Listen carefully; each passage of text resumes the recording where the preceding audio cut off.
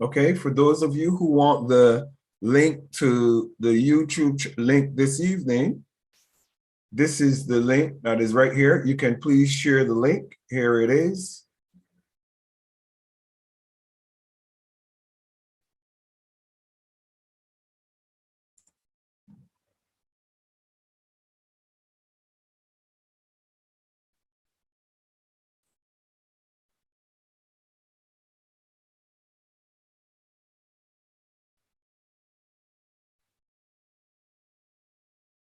Okay, so you guys can share that link to your social media groups. Let me just send it to everyone. Just 1 second. There we go. That's the link for this evening's class. And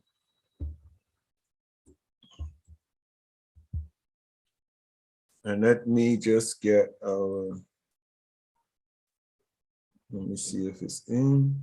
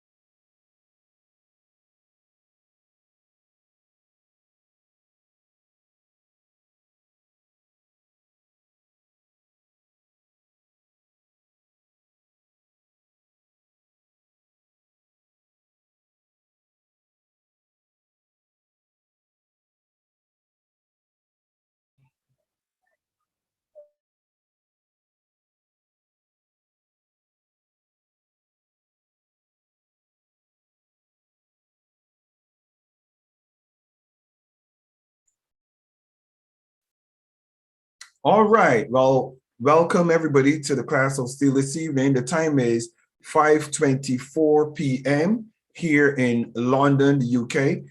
And I want to welcome everybody to the class of Steele this evening.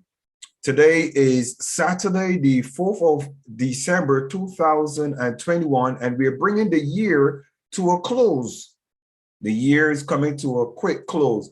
And I want to share this evening's class, and the subject that we're discussing this evening is knowing the facts. I've already done this presentation before, but I want to specially do it for the class of Steele Youth because I think that it is a very important one for you to be able to go to the next level successfully in whatever your field of endeavor is, knowing the facts.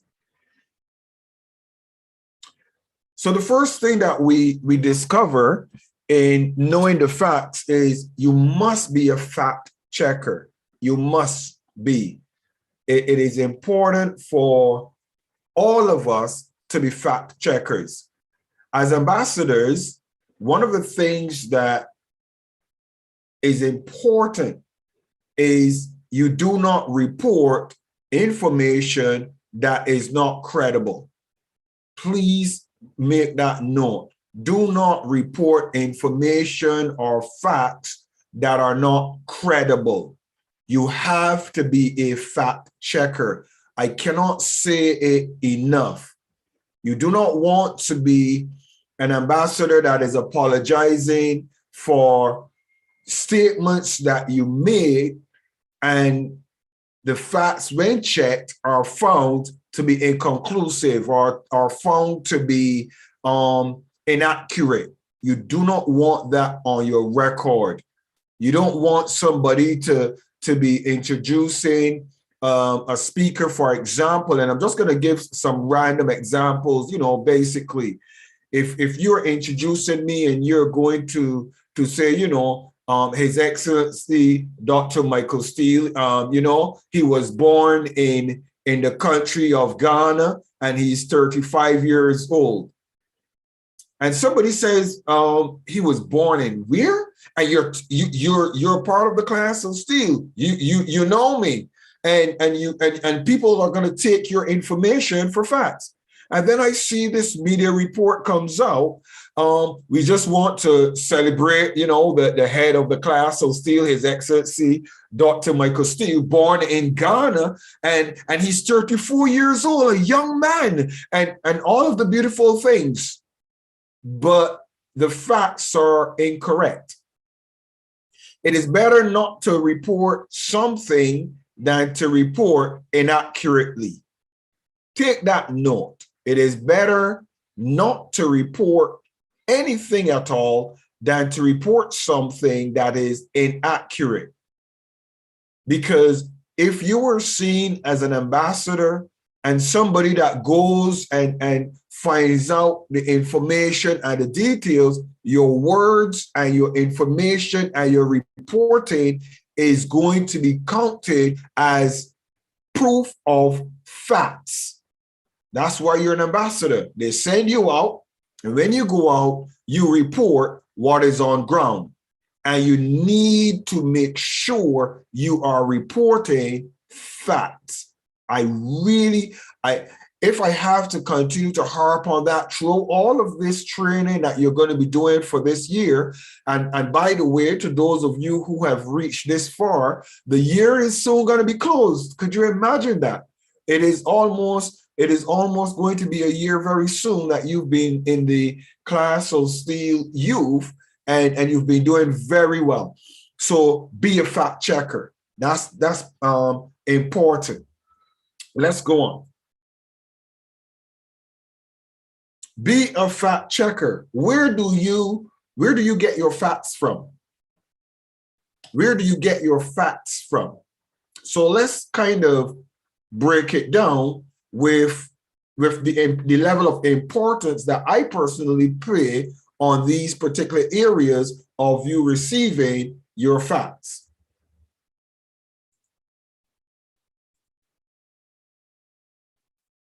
Okay, so Area number 1 is news and media.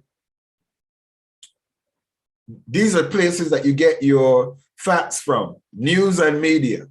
Area number 2, information bureaus. Area number 3, TV. So news and media covered, you have TV. Area number 4, discussions. And then newspapers and newsletters. I want to quiz you as an ambassador. I want to ask a couple of questions. Sorry, Bangura, unmute yourself, please. If I wanted to ask you to give me some update on what's happening in Freetown, Sierra Leone, because you're in Freetown, correct? Yes, I am. What is one of these areas that you would check and consider them to be most credible to send me information from?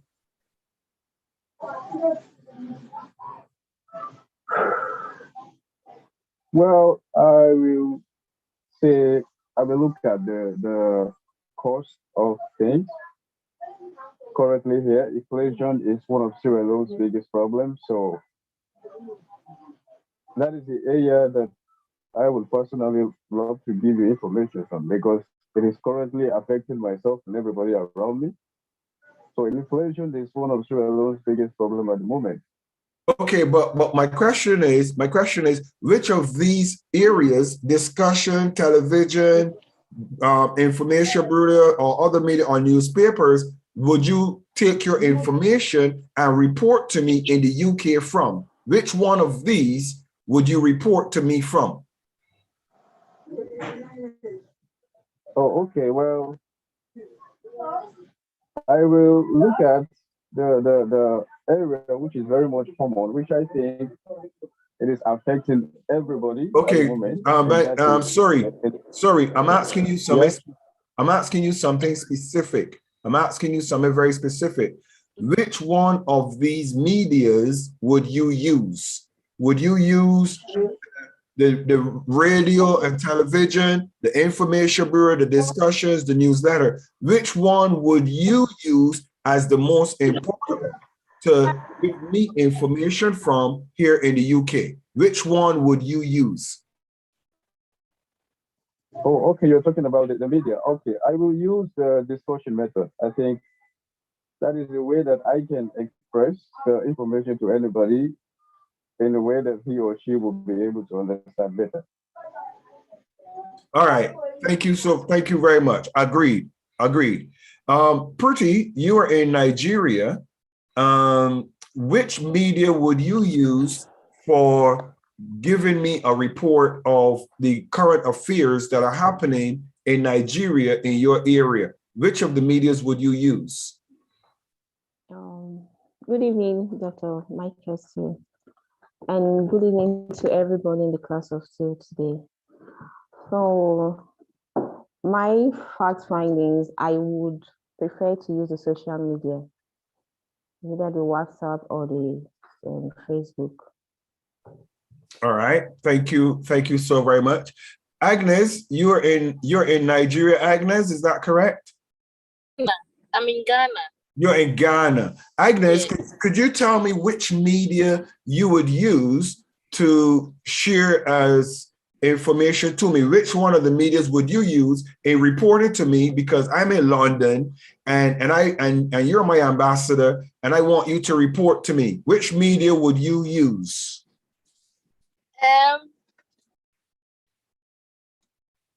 I think I'll use social media, because as it stands, I don't have access to TV. If it was local here, but you are saying I'm an ambassador to you, so it means I'll be somewhere else and then reporting to you. So I would use maybe Facebook or through the email. But if it's local, I'll prefer using a TV station or the radio station. All right. Thank you so very much. I want to Your Excellency, Dr. Donald Ewers, you're with us this evening. Which area would you get your facts from if you're going to be sending information to Ghana, for example, to Bishop Comfort about what's going on in London or what's going on in Birmingham? What would you use to gather your information? Where would you get your information from? A pleasant good evening, sir. Yes, I would use the BBC World Service News. It seems to be more accurate and it's worldwide, and I will get my information from the news, from the TV. Thank you so very much, Your Excellency. I'm going to ask one more person. Jacob, which country are you representing? Where are you from? And could you unmute yourself and tell us which area of reporting would you use? Jacob Bealinku. All right. Thank you very much, Doc. I'm representing Ghana. Sorry, I'm from Ghana. And then I just joined. Actually, I was able to join earlier on. Okay, so you're not sure. It's okay. So let's go ahead. Let's jump straight into it, and let me share this with you.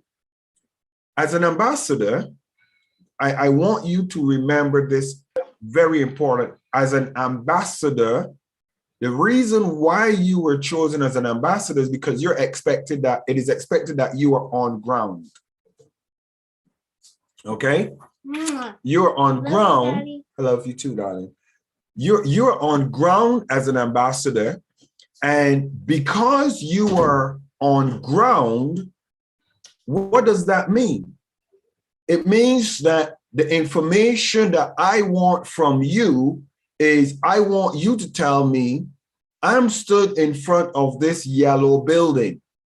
And this yellow building, they have 5 people stood outside of it, and they are frustrated and angry because some water threw away and it fell on one of the persons.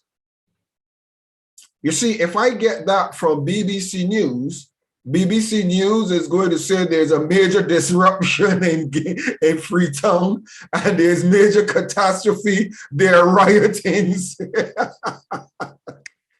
but as my ambassador, I want you to tell me what's on ground. So the best place that I would want you as my ambassador to get your information from is from discussions. I would want you to be talking to those that are local, those that are on the ground, those that are around you, because the reason why I asked Her Excellency Bishop Comfort about what's going on in Ghana is because she's in Ghana. I would hate to think that Her Excellency is going to give me a report of somebody that is in the media, a propagandist, and they are just trying to politically sway the opinions of those in Ghana in one direction and be reading to me and saying, oh, there's major chaos in Ghana right now. There are riotings and there are problems inside of this area and people are having problems. Why did I share this? Why did I share this? This is important. As ambassadors, all of you did something that says something that's very interesting. You would go on social media. It's all right to get information from these locations.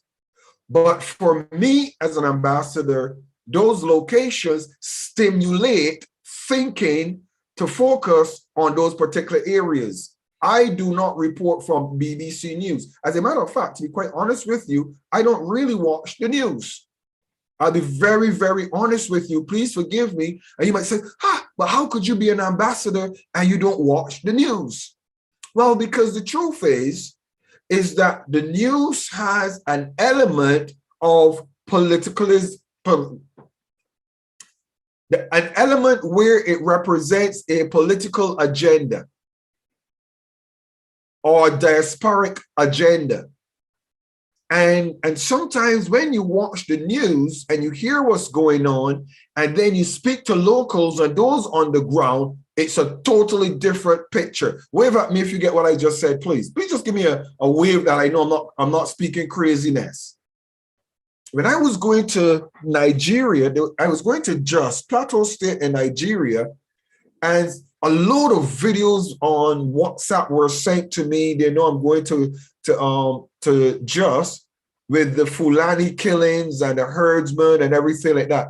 And I saw a video that, ooh, I mean, if you had purchased your ticket, you would tell the airline, keep the ticket, it's fine. I don't mind losing the money, but I'm not going there. And I said to my wife, darling, what do you think about this? And my wife said to me, bless her, if the Lord is sending you there, go, you will be safe.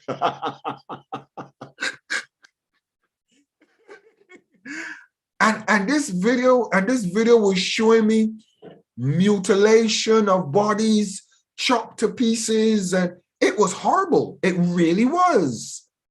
So I spoke to those on ground and I asked the question, please tell me the truth. Is it this bad there? And they explained to me some of the dynamics about the atrocities that are happening. But the media, how many of you know that the media thinks that London is a little small circle? I live in London, and I can assure you, Minister Ewers lives in London as well. There are things that happen in London that I'm not even aware. As a matter of fact, sometimes there are public displays and everything like that, and people make you get the feeling that London is so unsafe. London is so scary. You're not able to come to London because of this and because of that. And I'm thinking, what are you talking about? I live in London. There's not even a disruption on the trains, far less. Of course, there are a few hundred people hanging out down in certain places with protests going on. But those few hundred people don't even affect the community. You don't even know they exist. But when we listen to media scaremongers. Oh, there's chaos in Lagos. Lagos is in problems. They're rioting in Lagos.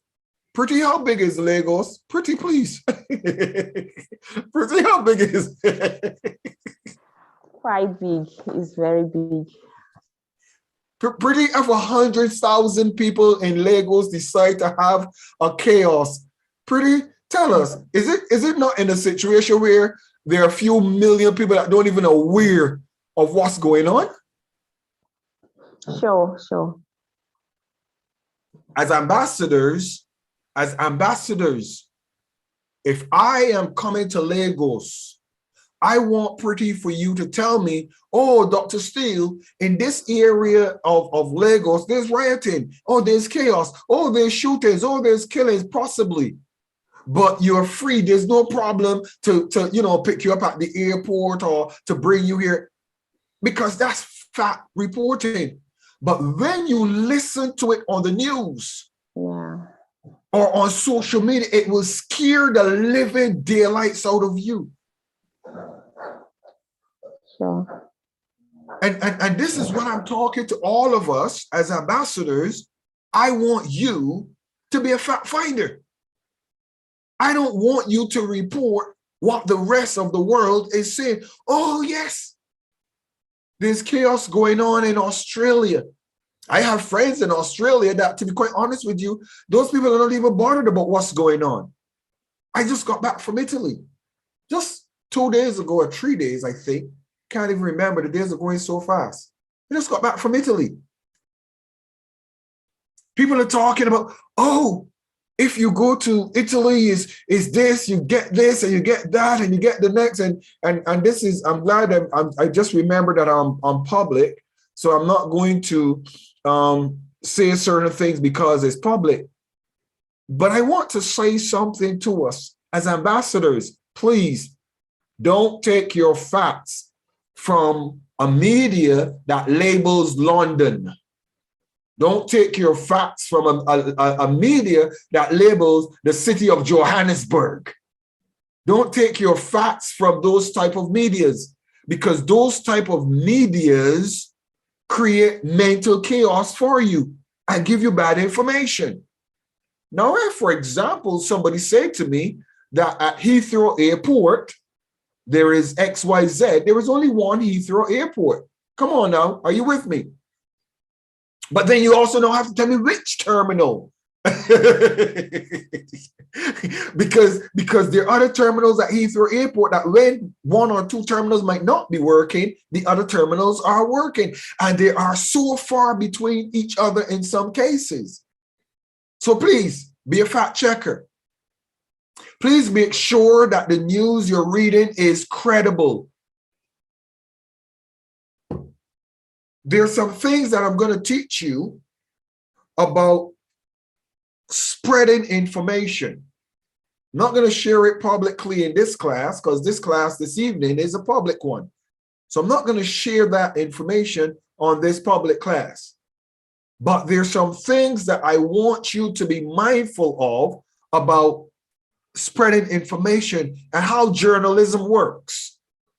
I'm going to do a course in journalism for you and bring some key journalists to talk to you in our private training classes so you understand what happens.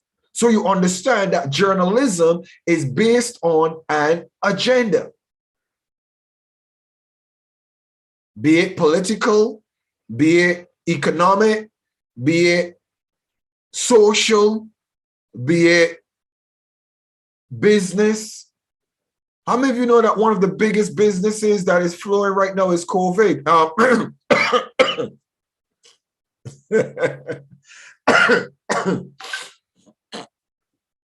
And business is so booming that there's a new strain.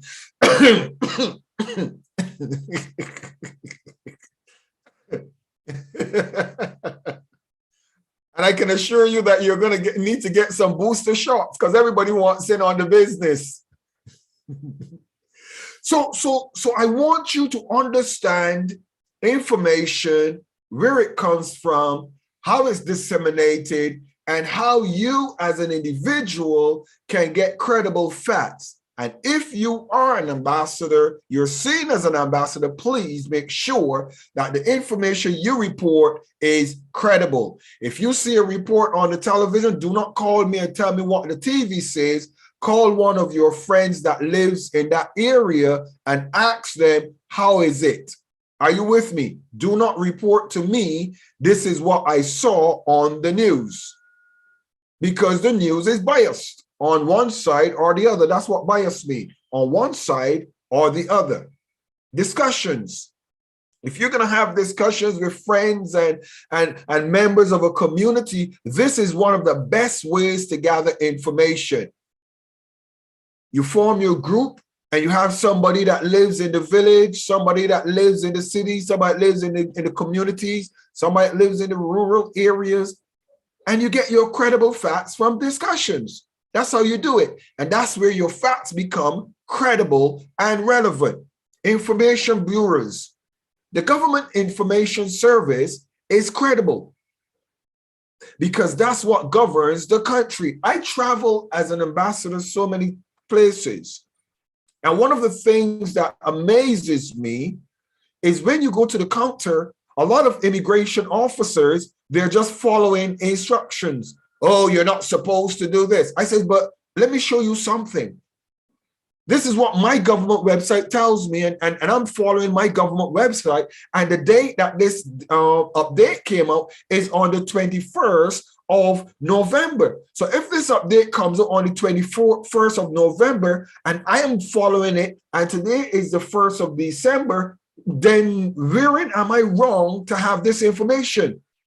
Are you going to call my country and tell my country that I'm violating old news?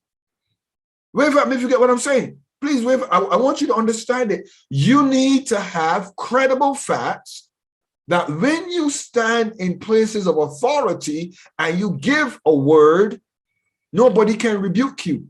Nobody can tell you, I'm sorry, sir, you cannot get on this flight. I'm sorry, sir, you cannot travel because your information is credible. And that is very, very important to have credible information. Live news. Live news is a good place. Live news where you can see videos and you can see what's happening live and on the ground. It gives you a perspective of what's happening in that little area. So live news is good. It's good to have live news. When incidents of rioting and different conflicts are happening, it's good to have live news. It's very good. Newspapers and newsletters, good as well. But again, make sure that you speak with someone who's local, someone who is on ground as well, that is able to qualify the information that you are sharing or reporting.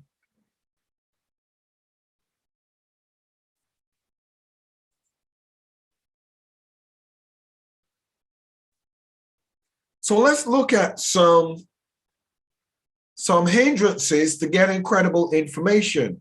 The fear of questioning. As a child, we were often told truth should be seen and not heard. We were not allowed to question the choices or decisions made by our parents and other adults. We were not. We were told not to question our teachers, not to question anything. Some of you get information and you carry it as gospel. You don't check the facts. I'm not sure my screen. Can everybody see my screen? Can you see my screen? Okay. You can see my screen pretty? Oh, okay. Let's do this again. All right.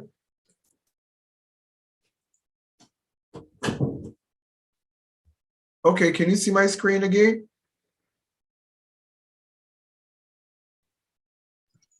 Yes, Doc, we can see it. Okay. So the fear of questioning. In college or universities, we are required to do research which relates to primarily to the course or program being pursued. Nobody likes anybody to ask any questions outside of what is, the norm. In the workplace, many employers and their management do not seek the advice or take on board suggestions from lower level employees when making decisions for the organization. The average person does not receive an opportunity to question those in authority: president, prime minister, politician, community representative, pastors, etc. You don't get the chance to ask any questions. How many of you recognize that the fear of questioning is actually built into us? Do y'all recognize this? It's actually built into us. I'm going to show you why ambassadors stand out and why your training is important. When you went to school, you were put in a classroom and you were spoken to. Or we, not just you, me as well. We were spoken to. We were told what to do, how to do it, and we were asked the questions. We just had to answer. But how many of you know that a lot of our upbringing did not involve us having the opportunity to ask questions?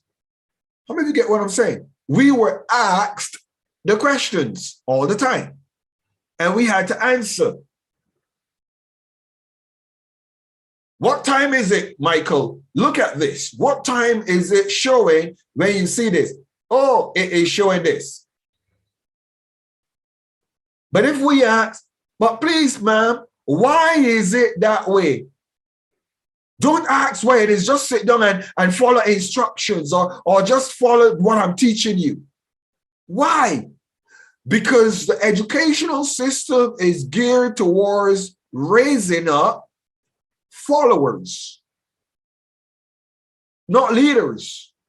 You see, leaders ask questions and get answers.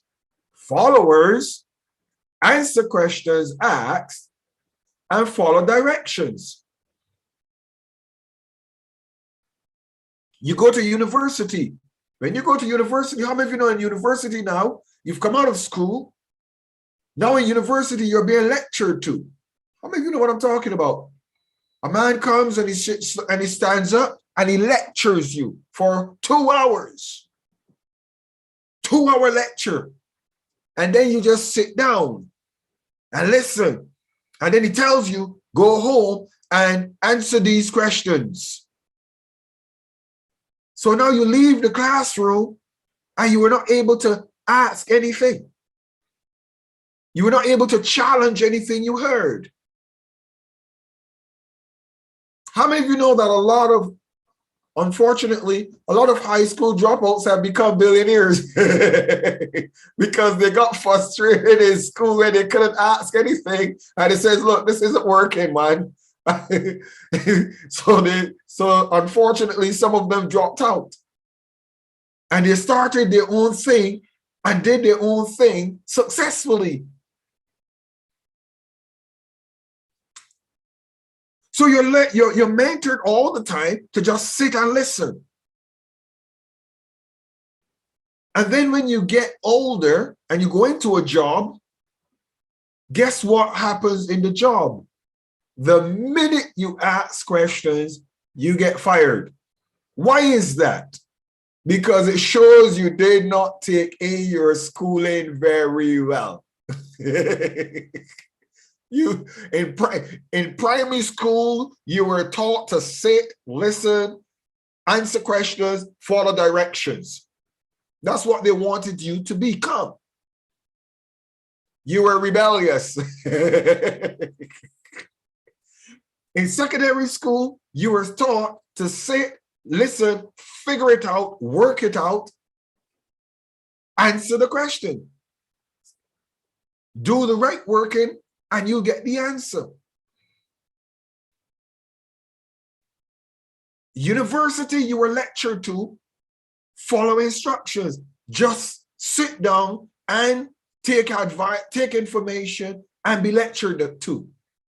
And now you go to work and you find out the minute you start to talk, they're firing you. Listen to me.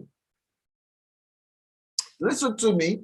As crazy as I might sound, or I might appear to be, there's a level of reasoning that I want to share with you.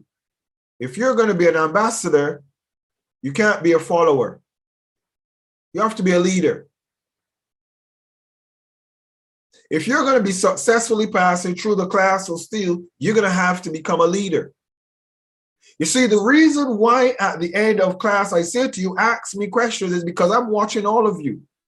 I'm watching who is a follower, who's a leader, and who's going to challenge me. Who's going to ask me a question? Because you see, a lot of the teaching that you have received has caused you to be afraid to ask questions, because people think when you ask questions, or you've been cultured that if you ask questions, you're a problem. You are not a problem if you ask questions. You are not.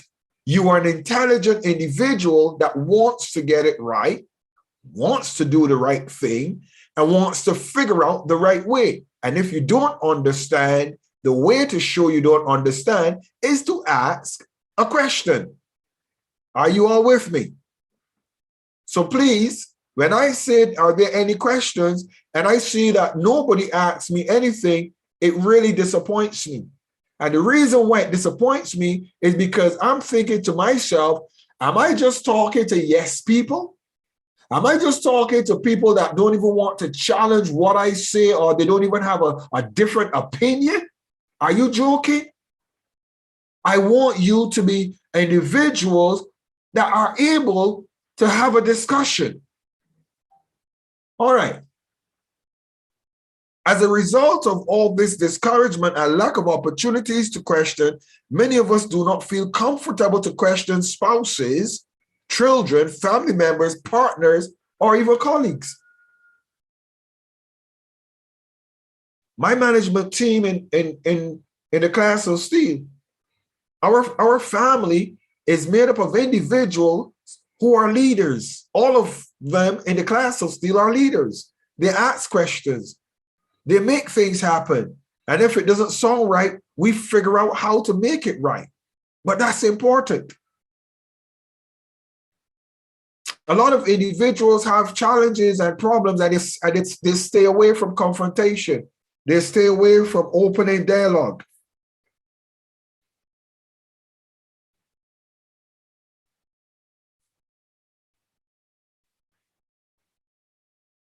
And I want to tell you this, guys. Please start asking questions. Start getting facts. Add this to your week next week and start being comfortable. Be professional, be polite, be respectful, but start asking the right questions and getting the answers that are going to help you make the decisions you need to make.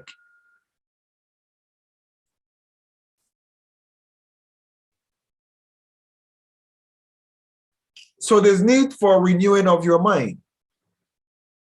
Have a desire to learn, understand, and know the truth. There's a need for your minds to be renewed. Our minds to be renewed.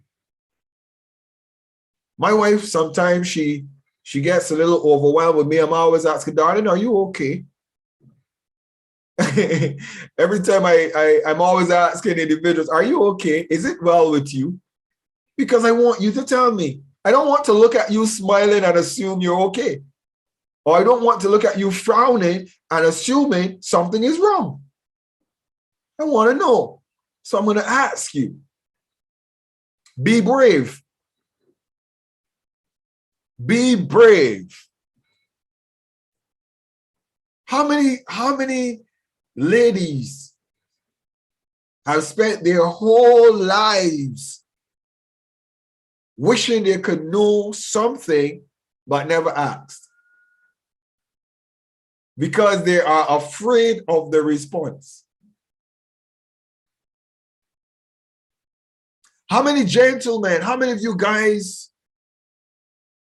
have asked in the past and gotten rejected or disappointed or frustrated, and you lose your courage? So you no longer ask. You lose your bravery. No more courage. I want to encourage you to take courage. I want to encourage you to be a seeker and a knocker. How many of you see a door to go through and you're stood on the side just looking to see who's going to walk through that door? The door is there. Knock. If you want to know what's on the inside, knock. If you want to know how it works, knock. If you want to know what is the value of doing this or doing that, knock.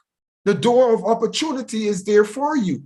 You have to knock on the door and somebody's going to answer. Be tactical. Be tactical. Sometimes as a seeker, you can seek the wrong way. And if you seek the wrong way, sometimes you will get the wrong reaction. So be tactical. You need to know how to be tactful.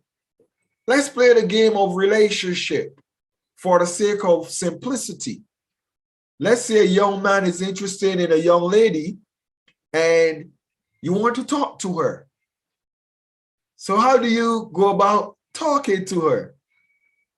Well, some of you are going to ask your best friend to go and see if she has a pulse. You call your best friend, Ricky, come here. You say, what's up? Rick, I need a favor. What?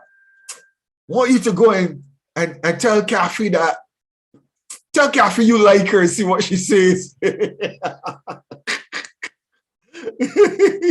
So Ricky, because he knows he's doing it for you, goes to Kathy and says, hey, Kathy. And he says, what?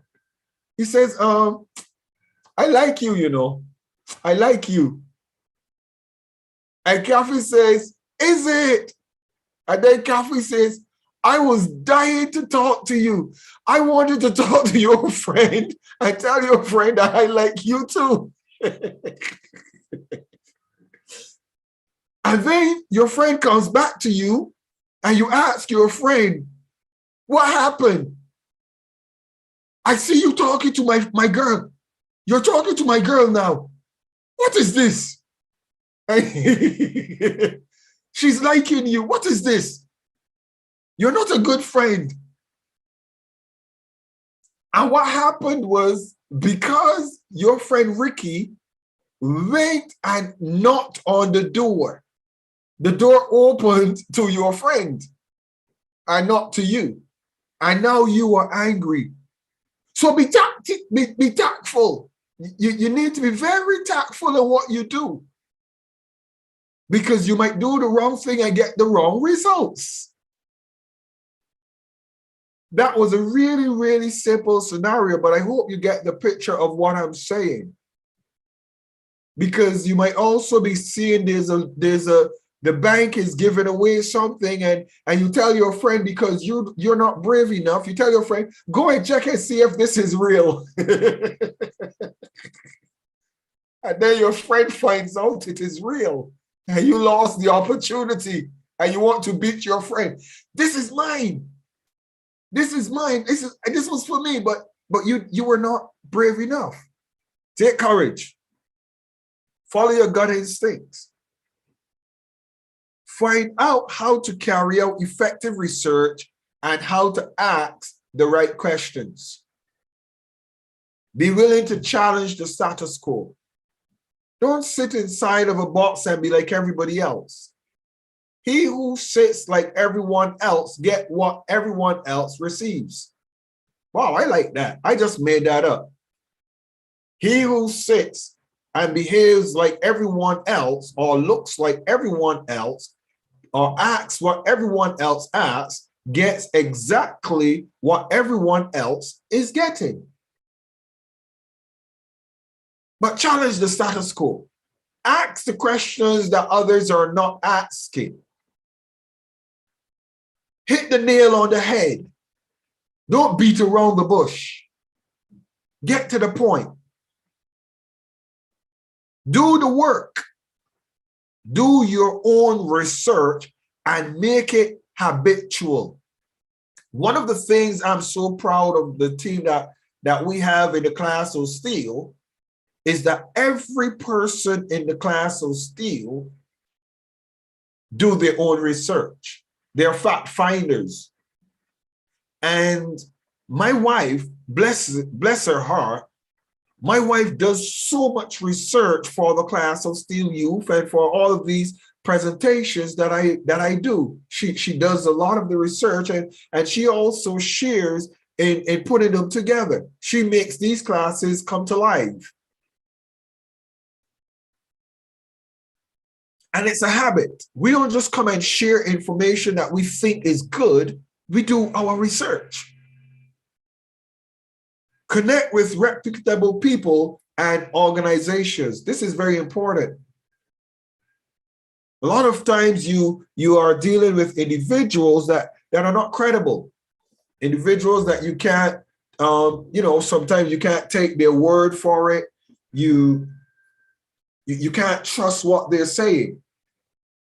But you need to be working with credible people all the time and organizations so that you are found to be successful. Let's go on. What are facts? What are facts? What is a fact? It's a thing that is known or proved to be true. It is known and it is proven to be true. My background on my screen has a United Nations logo. It's a fact. It's right there. It's right there. It's a fact. It is true. You can see it. It is there. I'm speaking about it. I'm pointing to it. It's right there. There's the United Nations logo. Why is it there? It's because I'm an ambassador and we support the United Nations initiatives, the Sustainable Development Goals, and that's my focus in mentoring and teaching ambassadors and global leaders. So it's a fact. There's also a finger pointing at you right there. It's always there. Why is that finger right there always pointing? It's always pointing because the class of Steele is all about you. That's why that finger is there. It represents, I'm talking to you. If you're listening to me and hearing my voice, then the finger is pointing at you. Okay? Because it's you I'm talking to. So it's a fact. It is proven information. If I tell you that the class of Steele is a registered company in the United Kingdom, it's a fact. You can go and check it and you will see it's registered. And it is owned by Her Excellency Jeannie Steele and myself. We are owners of the class of Steele Limited. It's a fact. It's proven. It's real. It's credible. It's facts. The truth about events as opposed to interpretation. So we went to an event and the event got rained out. Wait a minute, but I was there. The rain didn't fall. That's not true. The rain didn't fall. And I know the stadium isn't big enough that the rain is going to fall on this side and not that side. So the rain didn't fall. So it's truth about events. So that's what are facts. Truth, proven, qualified, infallible, irrefutable. Look, let's look at some words that are synonymous with facts. A few words: reality, actually. Actually, it was not 5 of them, it was actually 10. Certainty, you speak with a level of certainty. Factuality, certitude, it's certified. Truth, verity, information, detailed, particular. You become very particular with the information that you're given. Circumstance, circumstantial, itemized. It's not the whole of London. London is huge. It was in Greenwich, London. Or it was in some little area, Hyde Park, or Charing Cross, or Elephant and Castle, somewhere in London, but itemize it, be specific. Characteristic. It was a man that did it. No, it was not a man that did it. It was a woman. The characteristics are there. It was feminine. It was not a man. It was a female. Feature, factor, respect, genuine, whole story.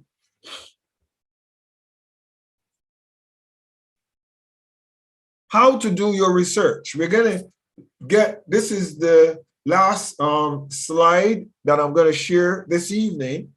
How to do your research. Spend some time thinking about what you want to find out.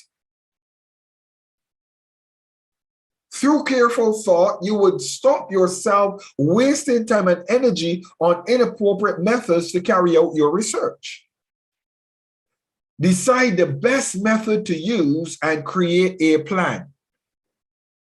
Pretty if I want you to give me a report on what is happening in your area, I'm going to challenge you to create a plan.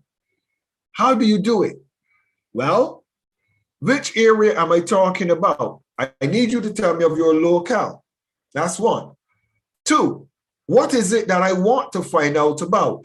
I want to find out about the males in your area that are between the ages of 25 and 35. Okay? What do I want to find out about them?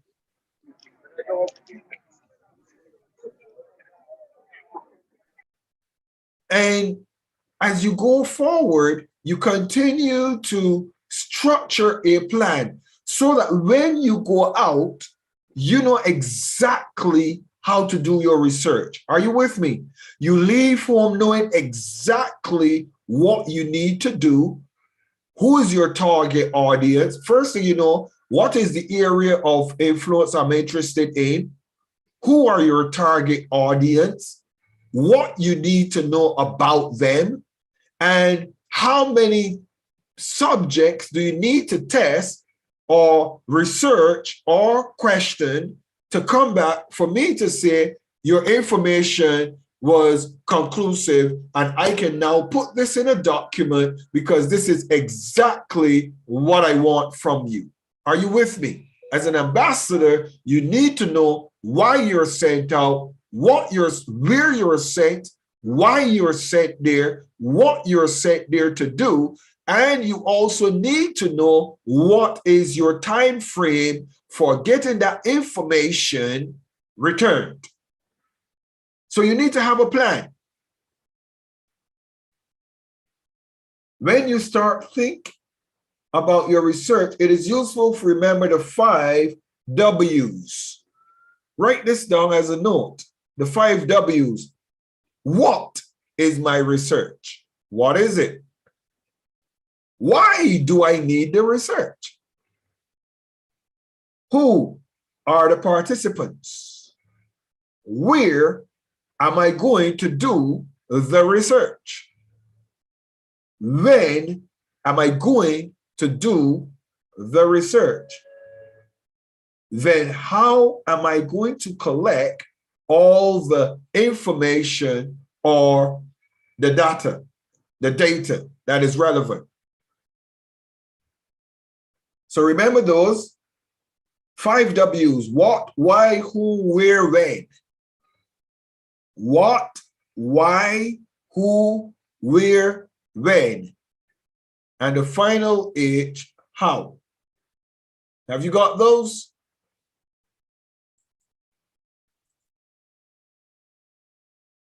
All right.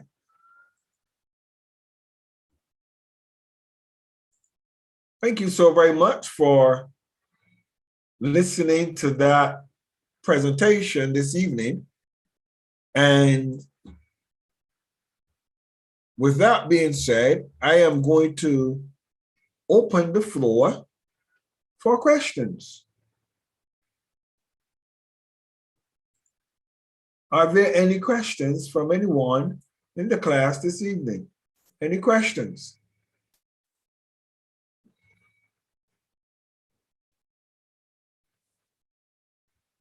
If you have a question, you can wave your hand, or there's a little reaction thing. Click on that reaction. Go ahead. I see you. Pretty. Go ahead. Ask your question. Okay, Your Excellency, my question will go this way. If you're given a task to make a research in a place like in the north in Nigeria where they have these Boko Haram issues, and you've made your findings and you found out that actually there is killing, there's serious trouble going on in that area, and you're still given a time frame to get that fact. How do you do that? How will you still continue with your research, or you back out because of the problem in that area? That's the question. Thank you. Okay, that's an interesting question, and a very relevant question as well. And I have to be very sensitive in how I answer it, because it's important you understand how I'm going to answer the question for you. It's important you understand, all right? As an ambassador, let's use the term that you are a journalist. If you're a journalist, you are paid for the danger that you will find yourself in.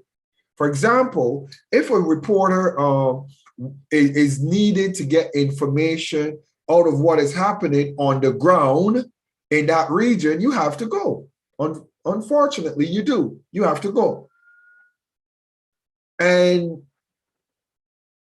the danger is the danger that is being promoted in the media, media becomes credible or relevant because of reporters on the ground. How many of you get what I'm saying? I actually, and I want to challenge you. I want to challenge you as this. And by the way, this is just a by the way. You should read, you should go on YouTube and look at the comedy of reporting. You should go on YouTube and Google the comedy of reporting, because reporters like to get dramatic news. They like to, I mean, you get paid more for the more dramatics that you have in your story, the more you get paid, because it's more like, it's more important, it goes far. So, for example, some of those reporters that they're going to hurricanes, for example, or tornadoes, they want to be in the eye of the tornado, because the closer to the tornado you are, the more real it is, because you see blowing. There's an earthquake currently. You can see.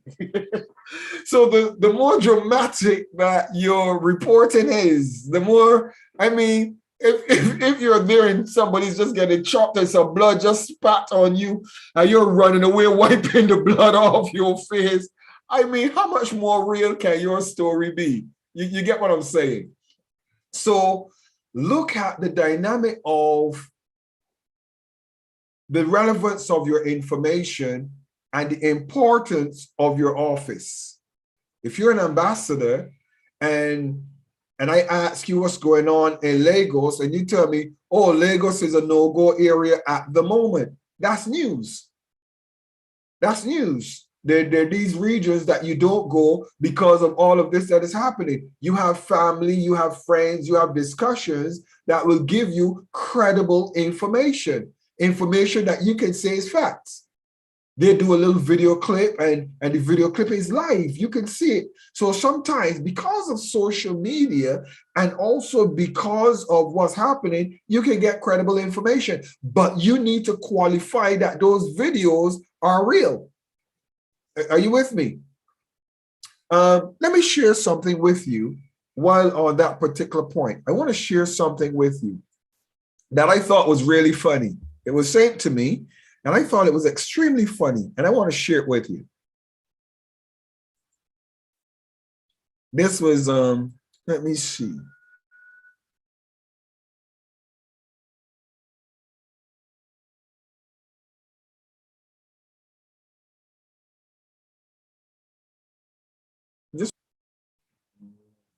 Just 1 second.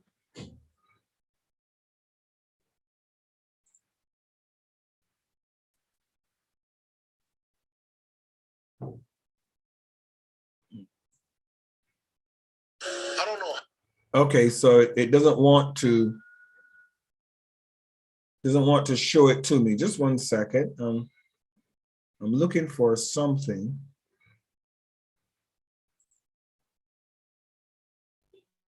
All right, it's not showing it to me. So maybe that's for a good reason that I don't see that to share with you. In answering your question, Pretty, you determine the level of importance your being on ground is. You determine it and you qualify it. And you get those persons that you have on ground who can give you credible information so that you can get the facts. But make sure that what you're getting is the facts, and you're not just copying information that is just shared far and wide. It is better to get somebody call you and give you a video call and you see what actually is going on for yourself. Because I've seen so many videos that are created with individuals doing some amazing things, and the videos are fake. Are you with me? Because of all the different apps and things you could do with videos, you can't trust them even now. So you have to make sure that you get credible facts that you can qualify that are truthful. All right. I hope, has that answered your question? Yes, sir. All right. Thank you so very much. Any other questions or comments? Questions or comments? So I just want to tell you something, Daddy. I just feel so. I just want to tell.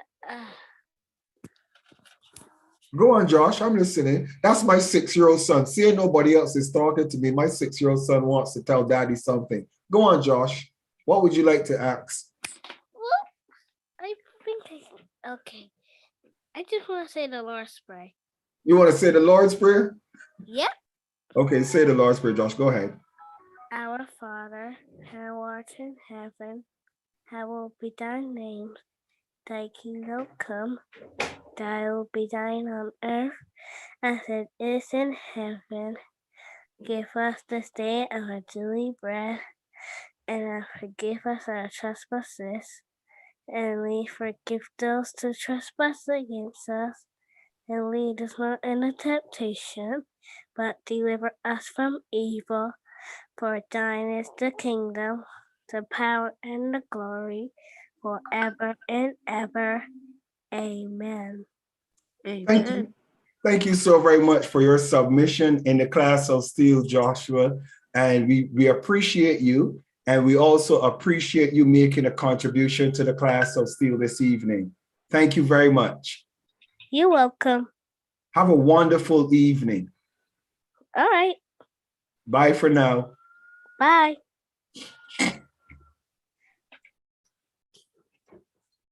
Agnes has a question. Go ahead, Agnes. Miss Excellency, please, after the research is done, what would you recommend on the best way to share the research or your findings? Okay, so when information is requested, there is a medium of exchange that is always presented. For example, somebody will tell you, I need you to send me a report. If you're doing, for example, the United Nations system works on papers. You write a paper, they will tell you how many words.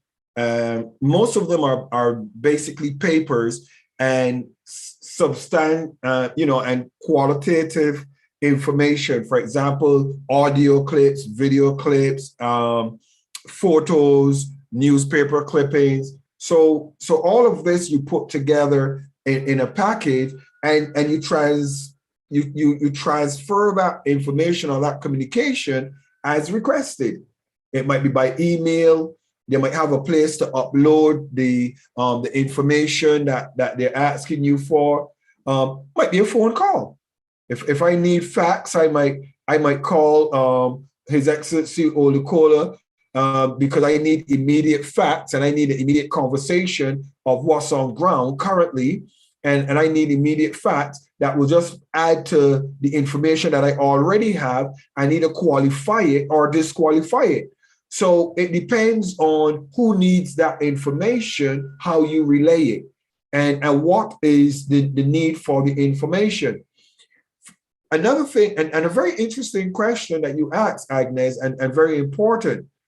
Some of you also, if you're looking at, for example, the United Nations system, or even if you're doing a paper for a research paper for your PhD or your master's or your bachelor's or whatever, always ask that question, how do I submit it? That's a very important question. What is the template for how am I going to write this report? Because some templates have it that you only write it in a particular font. Are you with me? You only write it in a particular font. You only write it in a particular word structure. You only write it in a particular paragraph structure. And you only write a certain amount of words. So all of those points are really important to find out from whoever you are submitting that report to. For example, in some work environments, if you have to submit a report, there might not be a legislated or a guided way that you do it, but what you try to do is be as professional as possible. If you do a PowerPoint presentation, for example, a lot of the ways that I present information is by PowerPoint. The information that you get is in a PowerPoint presentation that outlines the information that you can review, have a look at, and see it, and it's presented in a very palatable format. So However you need to present information, you need to also ask that question from the person who will be receiving that information. How do I submit the information to you and let them tell you? And once they tell you, then you follow their directives. Because once you follow their directives, you will not go wrong. I also want to share something with you that is very, very good, Agnes, pertaining to this question. A lot of times you get forms to fill out and they give you a specific form to fill out. I tell you, this is the information that I need. Follow the form exactly as they give it to you. Don't change anything in the forms. The reason is because that form might be a template that they're using, and they're just going to input the information exactly as they asked you to do it. So please be mindful of that as well. When filling forms, don't add something that is not there, or don't say something that was not asked. Just answer what was asked. Go ahead, Agnes. I see you twiddling your pen. Go ahead if there's anything else, or have I answered you? Yes, you've answered me. I was only jotting down some points. Thank you. All right. Thank you so very much, Agnes. Any other questions or comments? Please don't be shy, because when class is over, don't say you didn't understand. I'm giving you the opportunity to ask questions. Pretty, go ahead. Don't worry about it. That's why we're. Oh, by the way, I'm glad I just remembered. After class, I need you to communicate with First Lady Jeannie. Okay, after class, you have her number, right, Pretty? Okay. Yes, sir. You have, yes. Yes, sir, I do. I want you to communicate with First Lady. Give her a call after class, about half an hour after class. Please give First Lady a call. Okay, okay. Okay, I'll do that. All right, thank you. Go ahead with your question. Okay, the question I have again is, okay, when you have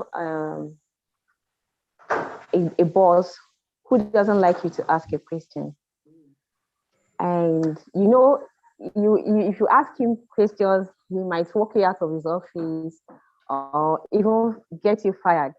And you have this question that you've been longing to have ask this question. You want to get the answer. What do you do? Pretty, are you sure you want to ask me this on social media? Because if your boss comes and sit down and see that you want to I don't have such boss. will listen to you, I will tell him how to answer you. I'll help you. So are you sure you want this to be on you want to ask this question? Hey. Yes, sir. I don't have such boss. I'm just asking. Agnes getting into that trouble already, and Agnes, no. Agnes is smiling. All of you with your bosses and these questions. So go ahead, Pretty. So I'm just asking because you don't know who you might meet tomorrow. So does it mean you should just sit down being scared of asking the question, or you should go ahead and do your thing? Pretty, ask the question again, because you said something about go ahead and do your thing, and I want to qualify that go ahead and do your thing or ask the question, because I don't want to give you the wrong advice. So ask that question. Ask me the full details again, please. Okay. What I was saying is, if you have a boss who doesn't like to be asked questions, and then you have maybe you want to present something, and you have a system you use to present that thing. And if you ask your boss, how do you want me to present this stuff? He might nag at you or shout or talk something. And maybe you're now skeptical about the whole thing. Should you still go to ask the question, or go ahead with the one you've already arranged to present? That's what I'm asking. Oh no, I think one of the things that you learn when you're stepping into the corporate world is that the corporate world is structured. Okay, it's structured, and unless you are in a managerial position and your portfolio or your office gives you the authority to make changes and and amendments and innovative ideas or more ways of doing things, if it is not within the remit of your office, I suggest follow company policy. Are you with me? However, in as much as I suggest follow company policy, I also believe that you follow company policy exactly the way company would like it, but if you know a better way, do it that way as well. And submit what is needed and required, but in the midst of a conversation, if given the opportunity, you could say, hey, this information, I also submitted it this way because I thought that, this kind of answers some questions that were not asked, or this kind of adds value to, to what you already have existed. Do you get what I'm saying? So you do it professionally. You do it in a manner that is going to be palatable. One, you do what you're told the way you're supposed to do it, and two, you can, if you want to add value, add value. However, there are some companies and corporations that there's such a long chain of command with making changes that bosses or managers don't have the time to focus on you with new ideas. They're not interested. And it's not that they're ignoring you, it is that the corporate structure in place is not conducive to them even entertaining new ideas. Because the amount of paperwork or meetings that have to go through to qualify some processes, it is not worthwhile listening to one new person coming and bringing up an idea, unless, of course, it's ingenious. So you have to read between the lines of what I just shared for yourself and make the determination whether or not you're in a position to influence change, or whether or not it is worthwhile to implement or put on the table what you are suggesting. You make that decision. Or if the boss is one of those hard-headed persons that, you know what, you just go and do your job, get your paycheck at the end of the week or the end of the month, and say, thank you, well done, end of discussion. You have to make that determination for yourself. But I personally suggest follow company procedure and what you sign up to do. Follow those directives and do not compromise them. Because as innovative or as nice as your compromise might be, it might also cause problems with inputting the data into the system they already have waiting for that information. Go ahead, Pretty. Has that made sense? Is it, does it answer your question? Yes, sir. Perfectly. And you don't want to challenge me anymore. You're free to challenge me. I like being challenged. You know that. No, sir. I'm okay now. All right. Thank you so very much. All right. Ethel, do you have any comments or submissions on this evening's class, Ethel? Any comments or submissions for this evening's class? Good evening, everyone.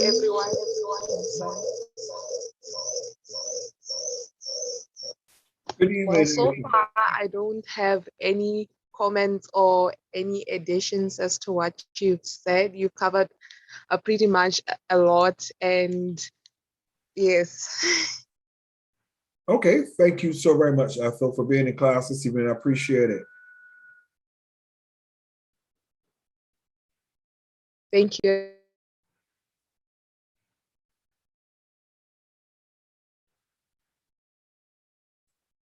Uloma Kanubi. Uloma, do you have any questions or comment this evening?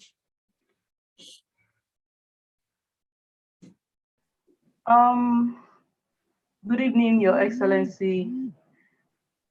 Can you hear me, sir? Yes, we are hearing you fine. Thank you. Good evening. You're welcome. I can't put on my video. I'm on transit, sort of.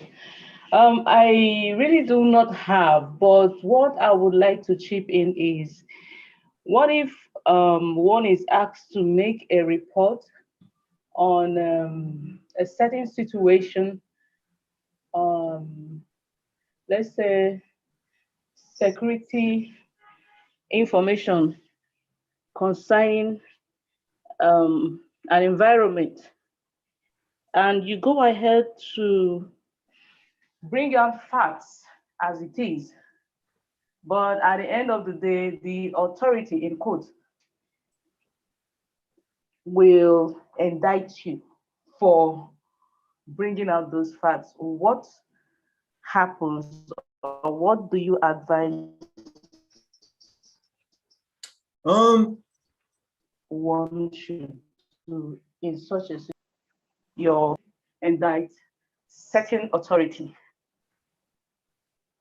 Well, okay. Here's something that pertaining to that question. I'm going to be very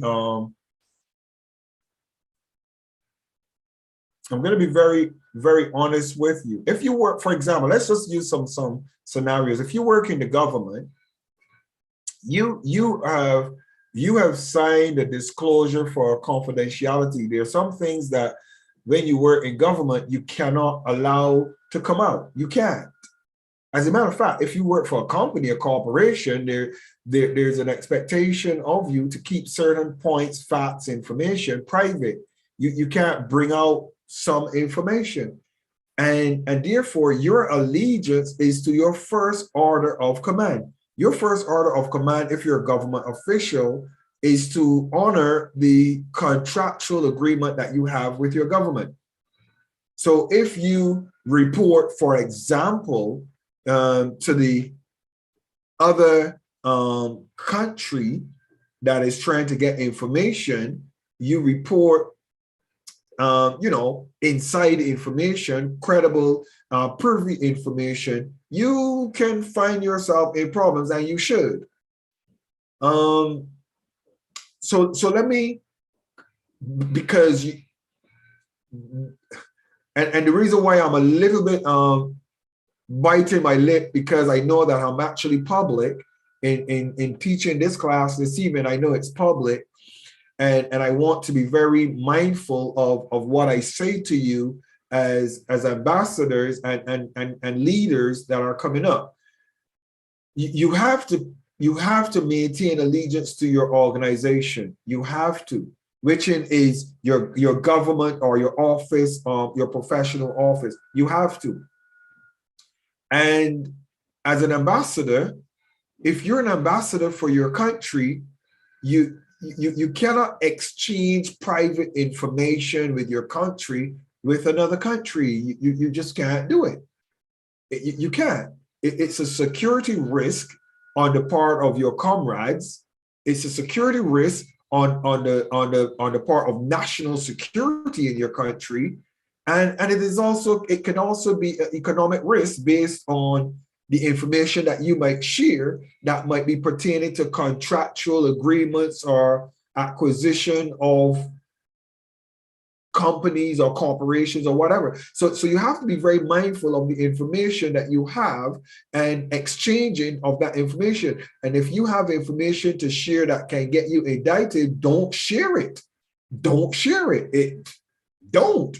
Unless, of course, you're leaving the job, or you're out of the job, and you're out of the job because of whatever it is, then you live with the consequences of the decisions that you take. I will not be mentoring you as an ambassador to be, what do I call it?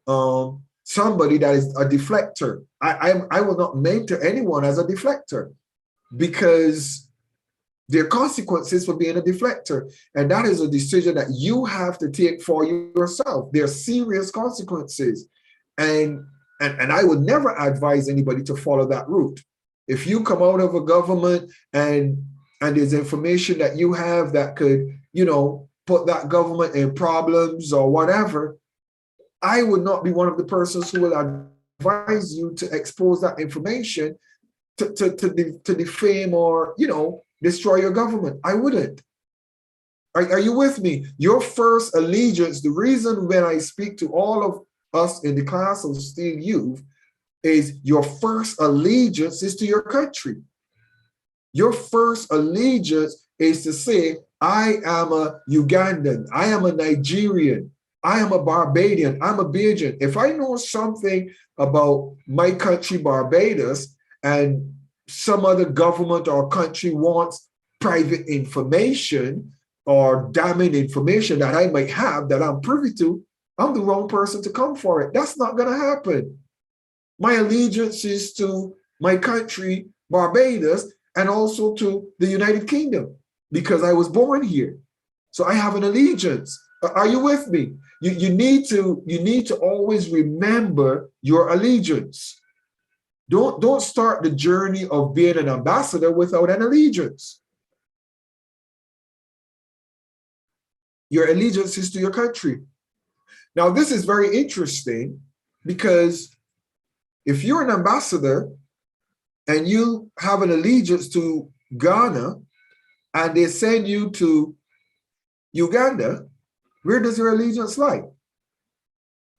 Your allegiance lie to who sent you.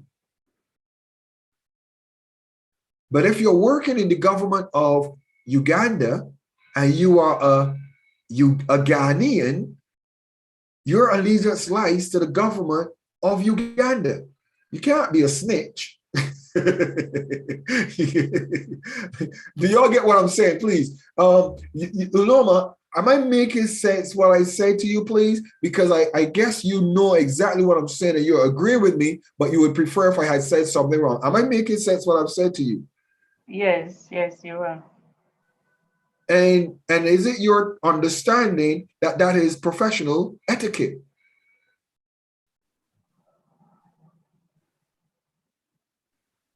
Yes, I do. I want to say something here because I know we're stepping on a very interesting point. I want to say something here. A lot of you are part of governments in Africa that are corrupt. But governments in UK are corrupt. Governments in Barbados, there's corruption. Governments in all over the world, there's corruption. There is no corruption-free government. There really isn't. Because the closer you are to the inner circle of knowing what is happening, you will be privy to things that you will say, oops, I didn't know this happens here. You will always be. There will always be conflicting information that you're privy to when you are in office. There will always be. Your professionalism determines how long you remain in office. How you treat information that you're privy to also determines how long you remain employed or in service. You determine that. It is better to work from a standpoint or a vantage point of being on the outside rather than being on the inside. Because if you get on the inside, then it could be problematic because your tolerance for something might cause you to have problems. I'll share something with you. I think it was about 2000 and maybe 2001 or 2000, maybe about that time. I was given the opportunity to become a member of parliament for the Conservative Party here in the UK. I was, an MP who was very fond of me, my debating skills and how I handle situations. He was very fond of me. At the time, I was an advisor to the Metropolitan Police in Scotland Yard. I was a member of the Independent Advisory Group in London. And I also was in the House of Commons as a juvenile liaison officer for the Caribbean states with the British Caribbean Association. I sat there in the British Caribbean Association as well. And the opportunity for me to become an MP, a member of parliament, came, and it was interesting. And I shared it with one of my mentors, and And as a matter of fact, I'm comfortable to call the names, to be quite honest, because it's not really as if I'm pretending something. John Hayes, the MP, John Hayes, wonderful man, and John Austin, MP. And John Hayes was telling me, you know, you'd make a good member of parliament. And I asked my mentor then, and I wouldn't call her name because it would be conflict of interest, but an elderly lady, a stalwart in British Parliament, and she said to me, Michael, if you become a member of Parliament, you're being an advisor in this area, cease, because it's conflict of interest. And you will not be able to have the authority that you have because you're now a servant of the government. And I looked at the office, the money, the potential, but then I also looked at my freedom, my liberty, and my choice. And I decided to opt out of considering making an application to get involved in politics. Plus, I was a reverend going down the path of becoming a bishop and all those good things. Why did I share that? There's a level of responsibility that you are held accountable when you get into government that you don't really have a choice about. And if you are in an office and you're uncomfortable with the administration, I personally don't recommend you becoming somebody that's going to undermine the organization. That's not why I'm mentoring you. That's not why I'm trying to help you. Africa is rife with individuals that deflect, individuals that go in and undermine organizations. They don't bring about any positive change. They don't add value.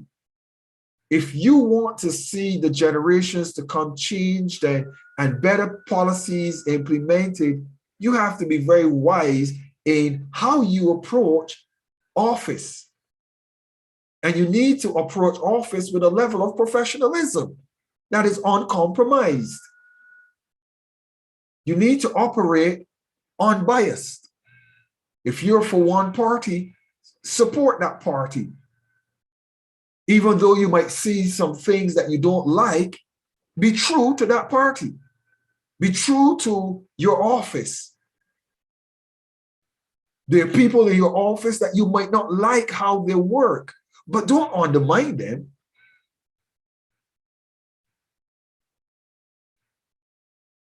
Because your allegiance is going to tell for itself. You have a little part to play when you're in office. Play your part with professionalism, with integrity, with wisdom, with tact. And don't be prone to undermining where you are.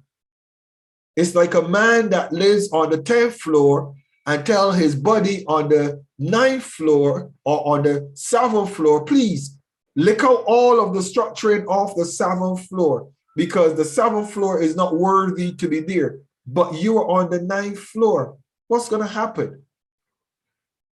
You're knocking the foundation from under yourself.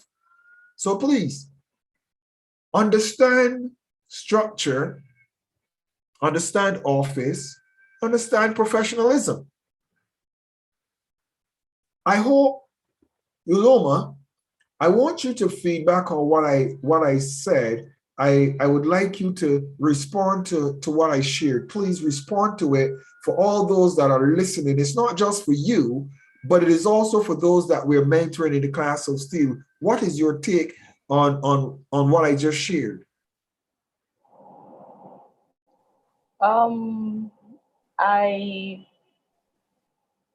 I quite agree with what you shared, 100%. I just needed to hear from someone like you. I just wanted to get that response from someone like you to be certain.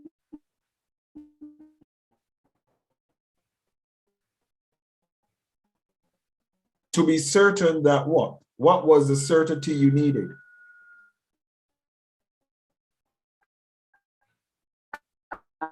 And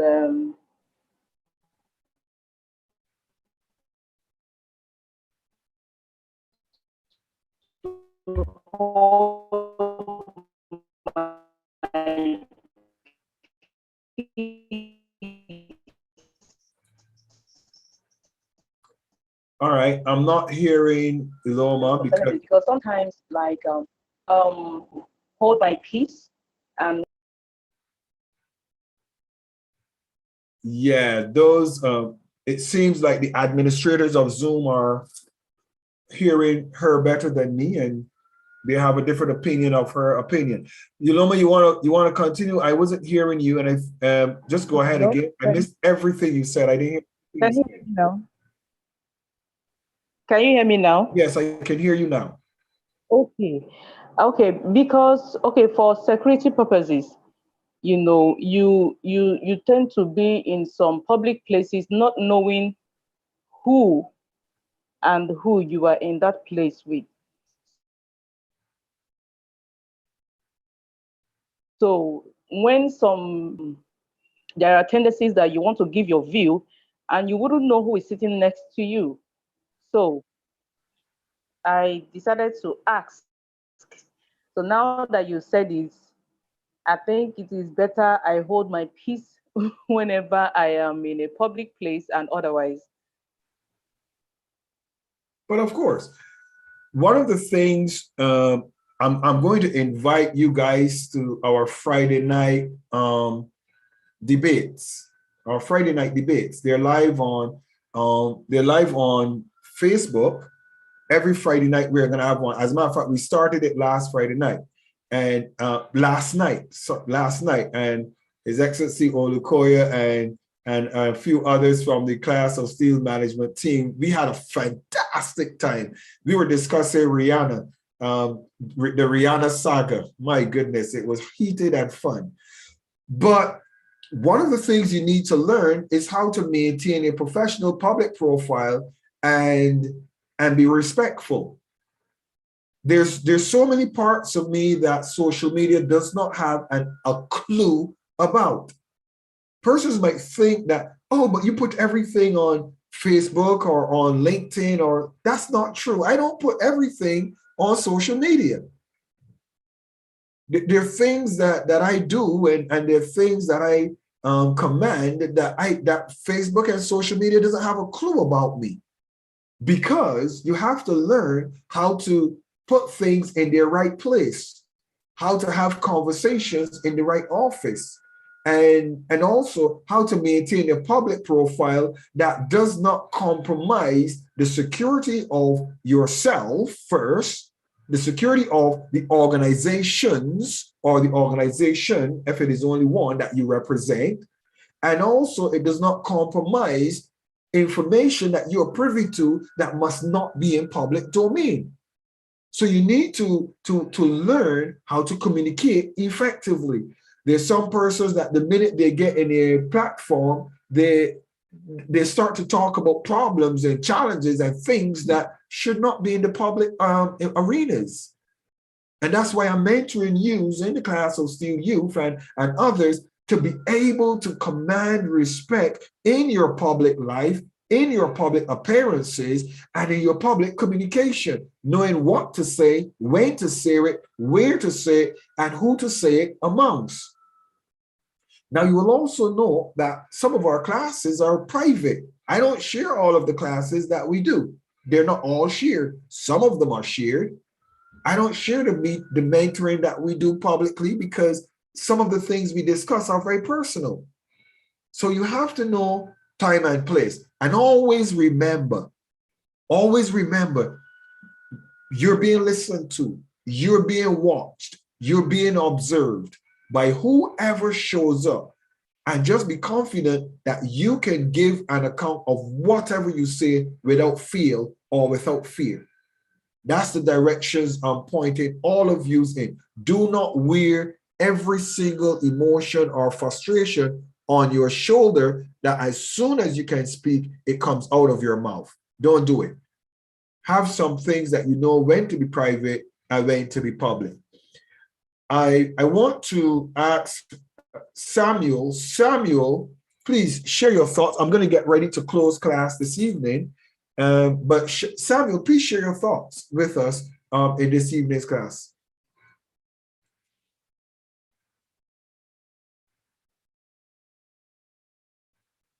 Samuel Atinga, could you unmute yourself? Samuel, are you able to unmute?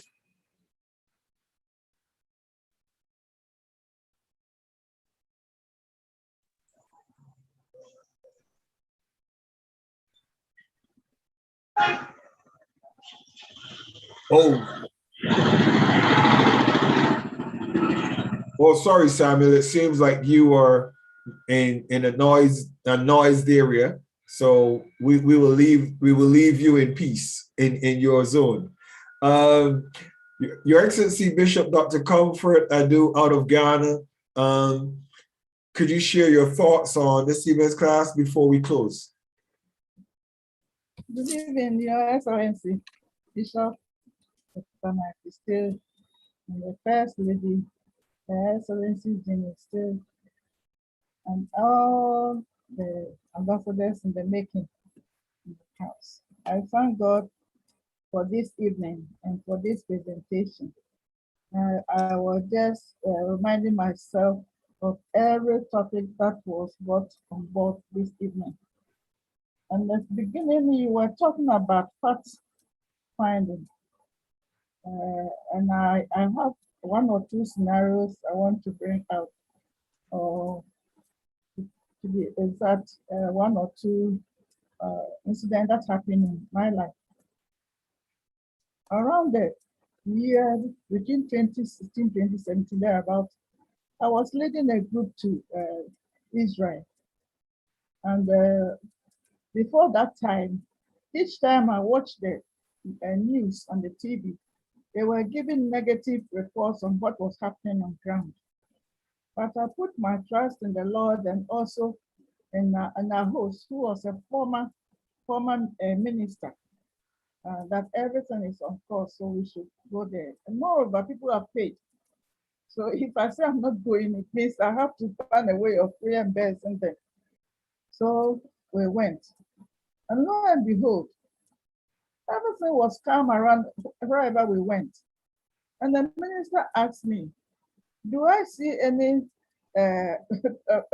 challenge around this place? Do I see any fight going on? I said, no. And he took me to a small corner around Bethlehem, where there was chaos. But the news was blowing it as if it was the whole country. So if I have not gone there, I would not have known that it was just a small section of Israel that was having a challenge. So if you hear of any information, I have advised that the best thing is to go to the place and verify, one-on-one discuss, as you were saying, and then you get the right answer. The second one was when I was in the union, and I was elected as a vice president for about the second year or the third year. As I was coming out of my door on a veranda, I heard a voice, and I knew it was from God. He said, go to such and such an area and get this matter solved. In actual fact, we have tried to solve a big problem in that area. Countless meetings, countless conferences, it was never resolved. So when I heard the voice, I just told my president and the national treasurer that this is what I have heard. They said, if you have heard from the Lord, then go. When you come back, reimburse. Lo and behold, when I went on the ground, I was able to see where the problem was. And by his grace, I was able to solve the problem and also gather all the district, I think it was 14, 16 districts, reps together and then reinstate the person who was going through that challenge. So fact finding and then being at the place is also very, very important. The last one is when I was married, and an advice I want to share among especially women, everything you hear about your husband, you don't act on it. Find out whether it is true or not. What I did was, if I hear anything about my husband, whether good or bad, I just make sure that I am on the ground. I hear it and see it as it is. Then I will able to advise him. Most often, I don't tell him that I've seen this, I've heard that. All that I do is that what I see that he was doing and it was good, I just encourage him. And everything that people will know, when you are very strict in the ministry, people will try to pull you down by saying things that are not right. So when I know that it is not right, I just don't bring it up at all. So it got to a time that people find it difficult to tell me certain things. They know that if it is not true, they can't get across. So fact finding is very, very important. And you must always try to get the right information. Because when it comes out that it's not the right information, you will be embarrassed. And then if it is job, you may lose your job. If it is a family, you may lose your fame and your attack. So on this note, I'll say a happy weekend, and then may the Lord bless us all. Thank you so much. Thank you so very much. Your Excellency, Dr. Comfort Adu out of Ghana, responsible for the monarchs of Africa. If you need some information on the monarchs in Ghana and you want credible information, Her Excellency, Dr. Comfort Adu is our correspondent in Ghana for that specifically. Plus we have a Monarchs of Africa event that is coming up next year in Ghana, and she is the person responsible for that. That is within her portfolio, along with being responsible for all of West Africa in the class of Steele. So again, we appreciate you, Dr. Comfort, for your submission this evening. Thank you very much. I see Agnes. Agnes, go ahead. I see your hand up. Go ahead, Agnes. His Excellency, please, my question is for Dr. Comfort. Please, Doc, you said you gave an example and you related it to women and with regards to your husband, if you hear something. So Agnes, this has started to sound a little bit like you need to call Bishop Comfort yourself. I don't want to, Agnes, this does not sound like I want to allow you to do this publicly. Oh. So, No, His Excellency, please, it's not Agnes, you're making my heart beat. You're making my heart beat very fast for your husband. Oh no, please don't. Please, it's not anything. It's not anything personal. It's just a question. It doesn't relate to anybody. My wife is listening, so my heart is beating fast. I said, "Oh, please, you're public." Okay, Ask your question, my dear. Go ahead. Bishop Comfort, do you want to answer, or do you want me to answer? So I keep it in the right order, Bishop Comfort. Go ahead, Agnes. Ask your question to Her Excellency, Dr. Comfort. Go ahead. Please, Doc. I just wanted to find out. You said you don't really go asking until you find out. But then I wanted to ask him, how would you find out if you don't ask the person? So how would you really find out? If you hear something that maybe it's not true, you don't know whether it's true or not, how do you really find out if you don't ask the person involved? Bishop Comfort, before you answer that, let me say something as a man. Because, Agnes, okay, so let me mute yourself, Agnes. Right, let me say something as a man before you go down this road, Bishop Comfort, because you don't want to. Jeannie, I need help. My wife is right there. Hon, I need help. Hon, come here. Hon, come here. Hon, come here. Hon, sit right there, because I know you don't want to be seen. Stay right there, darling. if you get a rumor about your partner, a rumor about your husband, right? And you don't want to rock the boat. Oh boy, my wife just give me the eyes as she was on video, boy. Jesus. If she was on video, the eyes, my wife, you don't want to rock the boat? What? Oh gosh. Listen, class of Steele, we're having an interesting time this evening. For those of you who are still with us, Agnes have thrown a monkey wrench into the class. So what I'm going to do is I'm going to let Her Excellency Bishop Comfort Adu answer this question, and I'm going to stay right here quietly and hear my wife's response as well. So Bishop Comfort, please answer the question. It has been asked to you and not to me. Yeah. Thank you, Your Excellency. What I would say, number one, have absolute trust in your husband. Because you married him, you love him and you married him. So love him to the end, absolute trust. That is very, very important because you have to make your marriage work. There's nowhere that you not be hearing people saying this. Even Jesus Christ, people were saying negative things about him and positive things. So in the first place, absolute trust. I've made up my mind that I'll make my marriage work. So when I hear something about him, whether it is true or false, I disbound it. And then I try to see the way I can curb him to do the right thing. That is what I do. And it helped me. And most of the rumors that I heard were not true.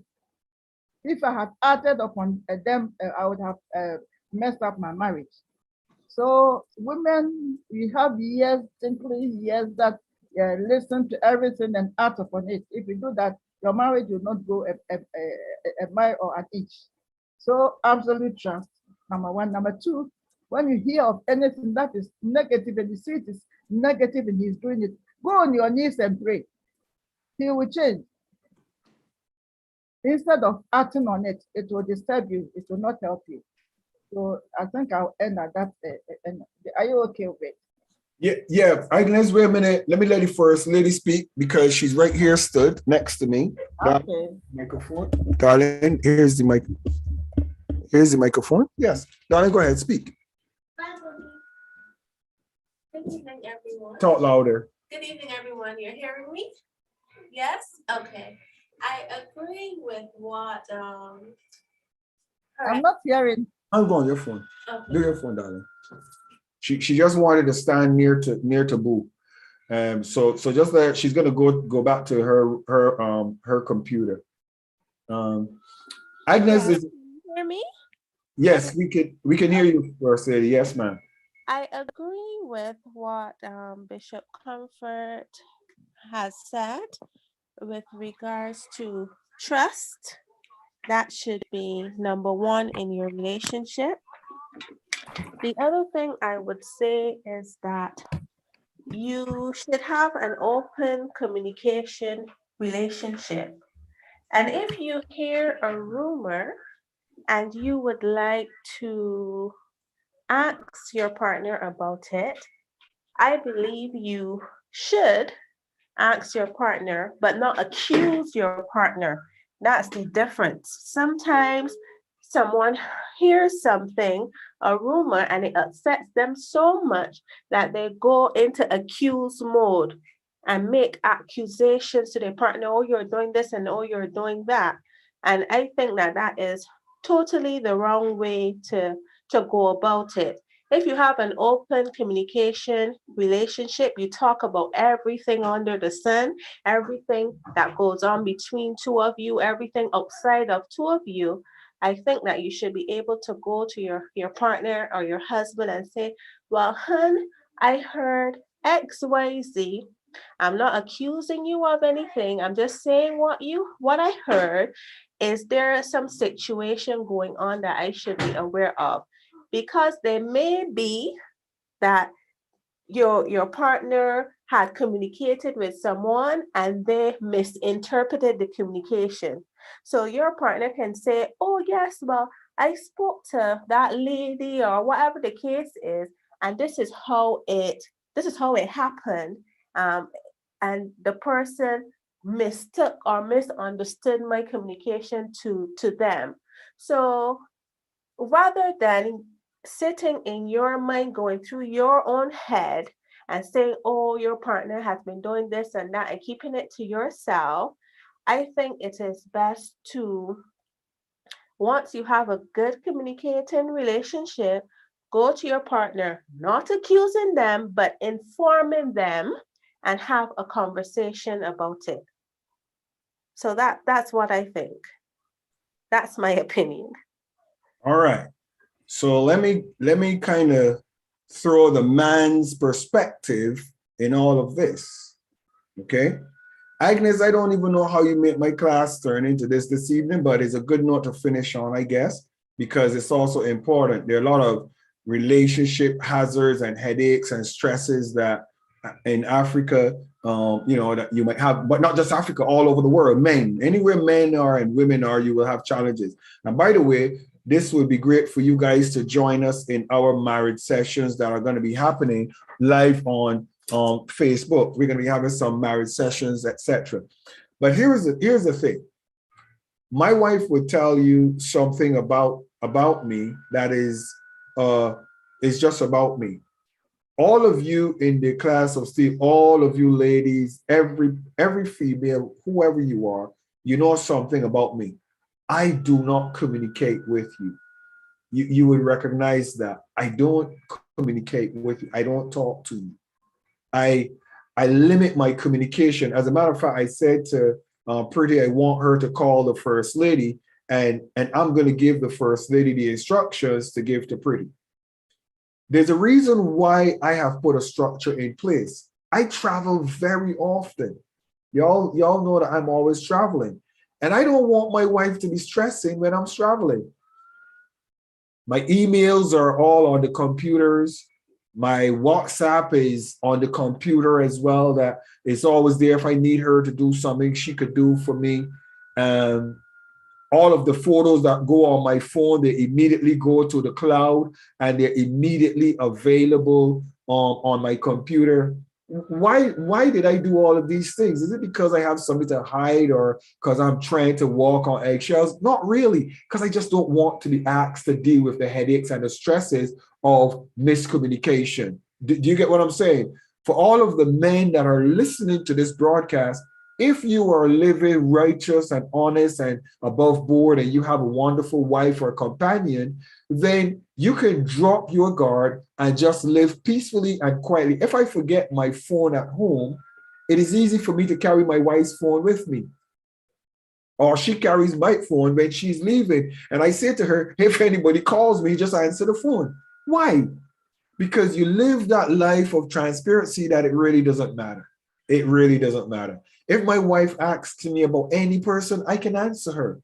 Might not be the answer she wants sometimes, but I can answer and I will answer because she's my first priority to give an answer to. So pertaining to trusting your partners, like Bishop Comfort said, I agree with Bishop Comfort, not because I'm a man, but because the truth of the matter is sometimes we are so busy doing what we're doing, we don't even have time to think about who's liking us or who's even interested in us. It is the furthest thing from our minds. Please note what I'm saying, sometimes, or some of us. There are other men that is different. That's all that's on their mind.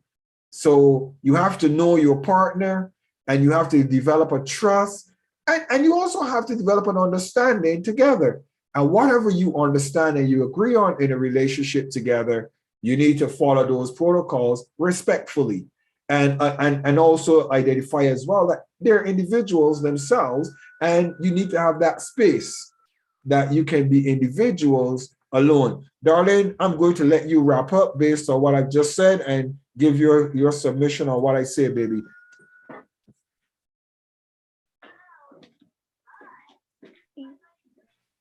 My submission? Yeah, I made a statement after you and what do you think about what I said? I can confirm that that's what we do. We are quite open in our relationship. We share everything and we talk about everything, and there's hardly anything that I know that you don't know, or you know that I don't know. Sometimes it happens because we're both busy and we both have other things going on, but at the end of the day, most of everything we know. So yeah, that's what we do. So that's why I was just encouraging persons that rather than keeping something in your mind and letting it fester as a rumor, because sometimes if you don't get things out and it fester, everything that comes up, you make that whatever it is confirm the rumor. So I wouldn't want you to be confirming the rumor to yourself without your partner knowing what's going on in your head. So that's why I was saying, if you have an open relationship, please say to your partner, this is what I've heard. You don't want any conflict. You just want to chat about it. You're not accusing the person. You just want to put it out in the open. If you don't put it out in the open, the more you see, the more you will confirm to yourself, oh, well, what this person is saying is probably right, when the person could probably be totally wrong. So having an open relationship where you can talk about every and anything, it's healthy. It is absolutely healthy for the relationship. And that's my submission in confirming what you said and in agreement with what Bishop Comfort has said. Trust and communication and being on the same page and having protocols between you and your partner, it helps and it works. So please don't not say anything about something that may be bothering you. Don't let it fester, because when you let it fester, it becomes an invisible problem to the other person, because they don't know what's going on in your mind. They don't know what's going on in your head. They don't know what you might start responding in an angry way, and they don't have a clue why you're responding in that way. So please, if there's any issue at all, anything at all, just talk to your partner about it, so you both remain on the same page and you don't have some imaginary conflict going on that the other partner is not aware of. You want to be in a healthy relationship, so you need to communicate everything. Thank you so very much, First Lady. And Agnes, go ahead, Agnes. Just respond if you His Excellency, please, I'm okay. Thank you. Baby is happy. Thank you so very much, Agnes. Class of Steele, I want to appreciate you guys. We've had interesting dialogue this evening. Your Excellency Olukoya, I know you were in environment that you weren't able to speak. I don't know if you're able to say goodbye or good evening, Mr. President. Are you available? Or are you still unable to do so? Good evening. Good evening, Your Excellency. Good evening. Are you able to wrap us up this evening and let everybody know that you were with us, or do you want me to kind of wrap up as well? No, just a short thought, Your Excellency. Go ahead. Then you can wrap up, sir. I want to greet Your Excellency, Bishop Michael Steele, and all the excellencies in the house, and want to appreciate us for a wonderful and a robust class this evening. You know, basically what His Excellency Dr. Steele had shared with us are very important aspects of what prepares us even as ambassadors. Of course, we cannot shove aside the need and importance of, modernization in all that we do. It's very easy for us to want to focus on hearsay, and all of that.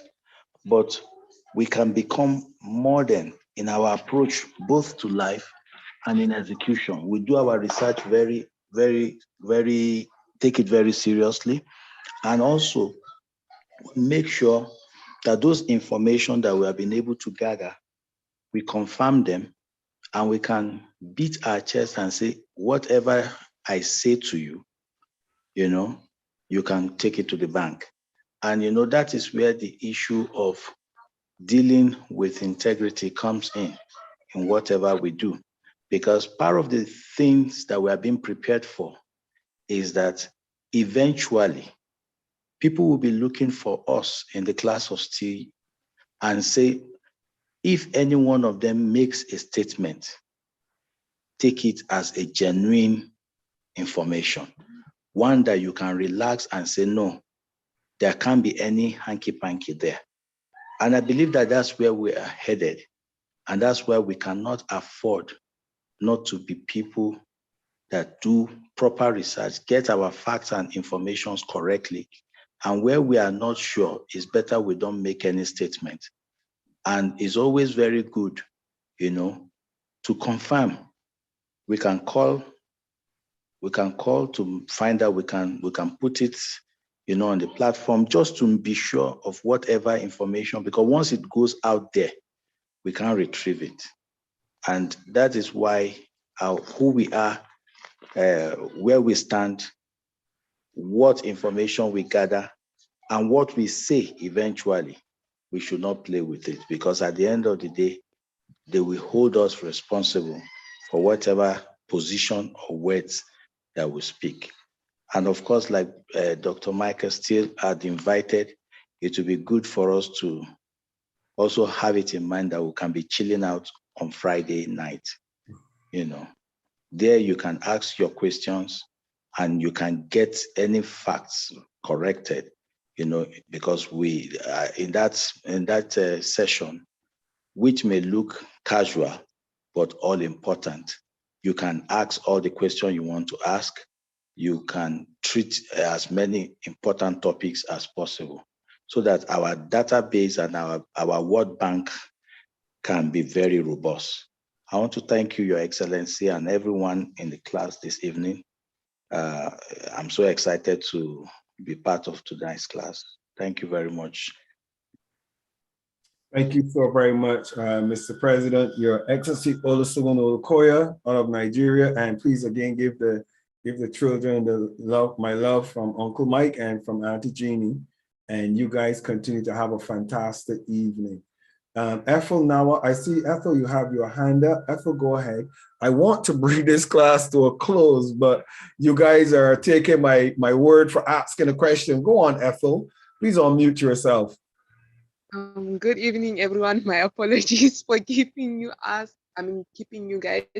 But adding on to what he was also saying, sometimes when you use the wrong kind of information, like you spread information without getting your facts right, not only are you putting yourself in a bad position, but you're also bringing danger to those around you.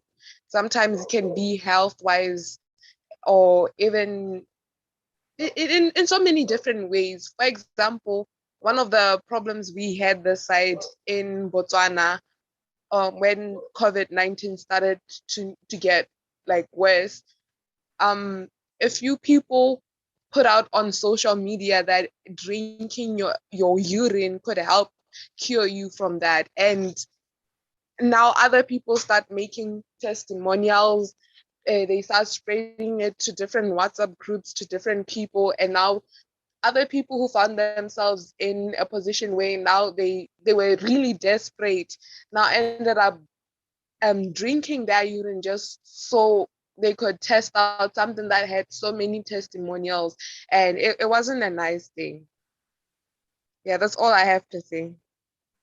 If I might say something, it might gross out a lot of individuals, but please don't be grossed out. Your urine, and I'm not saying anything about this COVID thing and confirming or debunking anything. I'm just going to share something about your urine. Your body carries all of the relevant, potassium, calcium, all of the iron and protein, everything is carried in your body. And when you urinate, what happens, the doctors do a urine sample, and what the doctors do is when you pass your urine, the doctors do a test, and what is actually missing from your urine that your body needs, the doctors actually give it to you in a pill form. All right. What you have an abundance of in your system, your urine, it actually passes it out. So it says that it is high in this or high in that. Now, the thought of a person drinking their urine, it isn't going to create any negatives to COVID or to the flu. It really isn't, because it is just replacing what you just put out from your body. That's what it actually is. It is actually replacing the potassium, the calcium, the iron. So it is actually replacing what you just put out. Basically, that's what it actually is. So drinking your urine is actually a compensation, if you want to use that word, for taking those relevant things, to be quite honest with you. So it doesn't do you any harm. It tastes horrible, but to be quite honest, it doesn't do you any harm. Do I advise or recommend it? That's a person's personal choice based on the availability of bananas for potassium, iron from spinach or whatever. You can get your foods and whatever normally. So don't knock it in the negative, because it does have some value to the human body. As gross as it might sound, it truly does. I hope that makes sense what I said, Ethel.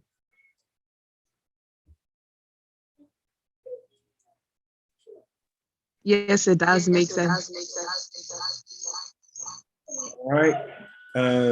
And you know that babies, when they're small, doctors recommend giving them a little bit of their urine when they're babies.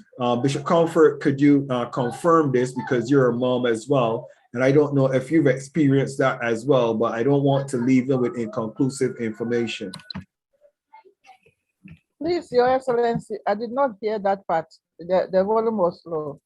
Right. What I was saying is that babies, sometimes doctors recommend that you give babies a little bit of their own urine to drink sometimes. Okay. As a matter of fact, I have not heard of that aspect, but I have heard that people drink their own urine and it cures some of their ailment. And also during the war in Nigeria, that is what we heard that from. I heard this from one of the survivors. He said that they may go for miles without having anything to eat and anything to drink. So they were drinking their own urine. So it could be possible, but then I have not tested it. Okay. So, well, I know persons, and I can say it. It's not that secret. I know persons who they don't drink absolutely any water. They drink their own urine, and it doesn't sound like the appropriate thing to do. But they're extremely healthy. They don't drink no form of water whatsoever, other than their urine and a repeat. The water content of their body comes from the food that they eat, etc. And that's it. And they're quite healthy, quite strong. As a matter of fact, they don't even get sick. That's a fact. They don't even get sick. So those dynamics are provable as well. Google drinking one's own urine. Just Google it and look at all the research, medical research, other forms of research, other forms of persons speaking about it, and don't just knock it. Because it's important to, again, get the facts, get the information, credible and relevant information, so that you can have informed discussions when you are speaking with understanding. So Ethel, I hope that that also challenges you to go and find out how important your urine is. And if your body is lacking, for example, in any particular area, you can get a urine sample, check and see what is missing, and work from there. All right. So with that being said, please allow me this evening. Ethel, have I helped you? And I know Grandmaster will get this report as well. Ethel, have I been helped to you? Yes. Yes, you have. All right. So the persons that are knocking it, don't join them. Just kind of do some of your own research and see the value therein. And then it could be a place for discussion rather than just calling people crazy or, unwise. You get what I'm saying? But pertaining to value to COVID or to the flu or to anything, I would not be one to qualify or debunk its value to any of those ailments. But I can assure you that it has significant value to the human body, especially if you're in the desert or in an environment where you cannot get water. I can assure you that you will live very, very long, quite healthily on your own urine. I can assure you of that for 100% surety. Yes, okay. All right, and do some research yourself, please, and it'll be lovely to hear what you found. I'll do so. Thank you very much, Ethel. Class of Steele, thank you so very much for being with us. Those in our listening audience on YouTube, on Facebook, on LinkedIn, and on our other social media platforms, thank you so very much for listening in with us in the Class of Steele. There were quite a few of you who were in the class, but because you don't have your cameras on, it shows just one or two because we only record those who have their cameras on in the class on YouTube. But you can assure that I was grateful to have you in the class with us this evening. I want to thank First Lady Jeannie Steele this evening for being in the class and for her submissions. It's always such a pleasure to hear her voice. I am pushing her so hard to being the person that is going to be taking on these classes herself because I know she's more than capable, but I think she's so confident that I do such a good job that she just doesn't want to jump into this hot seat. But be assured very soon, First Lady Jeannie Steele is going to be in this hot seat and taking on the class strong in the capacity that I know she's 100% capable of.